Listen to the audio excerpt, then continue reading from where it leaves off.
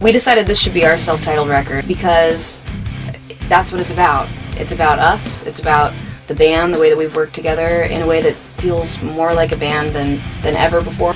Every one of us has been a part of it from the ground up, and that's definitely something that's different for this band. This time we all kind of went in together and started writing together like in a rehearsal space, and we had some songs obviously at that point when we were going into the rehearsal space, but it was really cool. We did a lot of these songs literally from just jamming together and everyone playing and writing their parts, and it just made for something really different and cool. I've never recorded in Nashville. It's only ever been New York or LA. It feels like my old life in a lot of ways. It feels like going to band practice at the garage and like getting together with the guys. There's nothing pretentious about being here at all, which is really cool. I feel like I'm making a record with my best buddy in high school in our garage. I mean, that's how. Except cool it sounds awesome. Right. It's like you work together and then you're like, oh, that was really fun. And then you come in the next day and hear it after it's all comped together and you're like, what? Just gonna show you the studio and kind of where we work and what we do every day. Everybody hates it. Okay, so this is where we get our coffee and hang out when we're not working. Nice.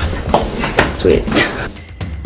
And this is the control room, where the magic mostly happens. We're in here most of the time.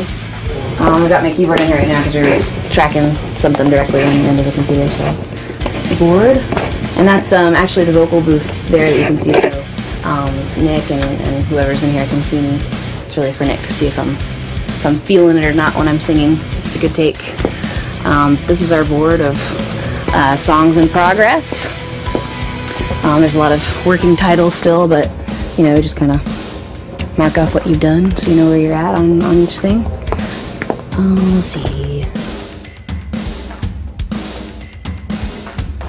Super reverby room. And this is the live room where it's kind of always in chaos. We did the drums right here. There was another piano here too where I did most of the pianos. But I still use this piano. I'm in here and warm up my voice every day. So this is the vocal booth. So I guess that's basically everything. That's our whole private lair of studio, and that's it. So I'm gonna get back to work now. See you guys later.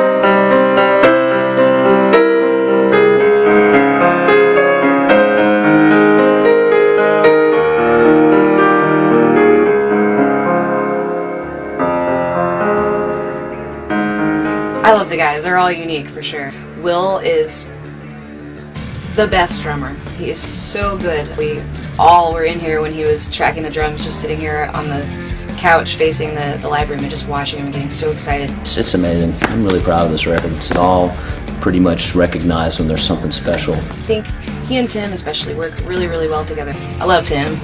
I said before, Tim's my roommate. I will always be.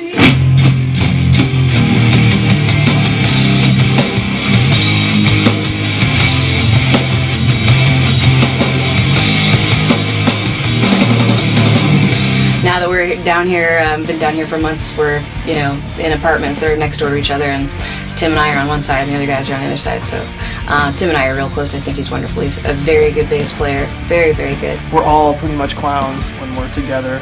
On top of this building, there's a room with about 10 pinball machines in it. I love that place. Wait, what's Midtown? Bar in Little Rock.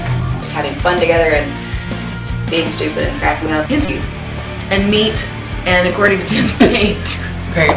Paint aftertaste and before taste. It tastes like paint, but it's better than the first one. Terry is always, you know, wonderful. I love Terry.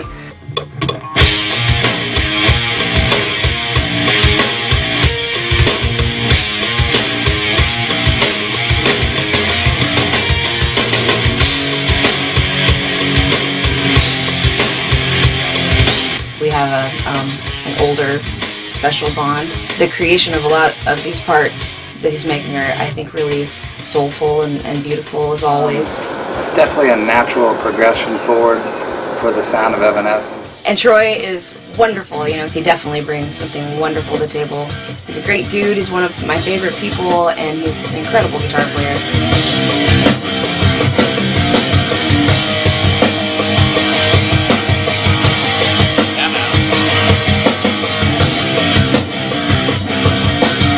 What can you say about Amy? She is an amazing musician, very knowledgeable about the intricacies of theory and all this stuff, which I know absolutely nothing about. I learned how to play by ear.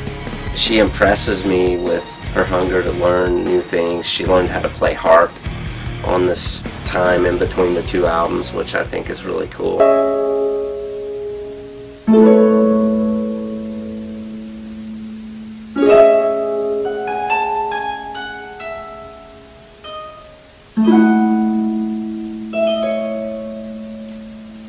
I think she's always expanding musically.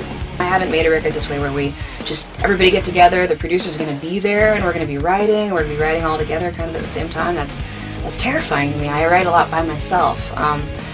And that was still happening, and there were still a lot of ideas happening on our own that we brought and worked on together, but it was awesome. The tightest we've ever sounded, and it's the happiest we've ever been, and we all love working together. It's great. It's the best thing that could happen in my life right now. This is exactly what I want to be doing. I think all of us. All the guys were just like, yes, finally, we're going back. Let's do this.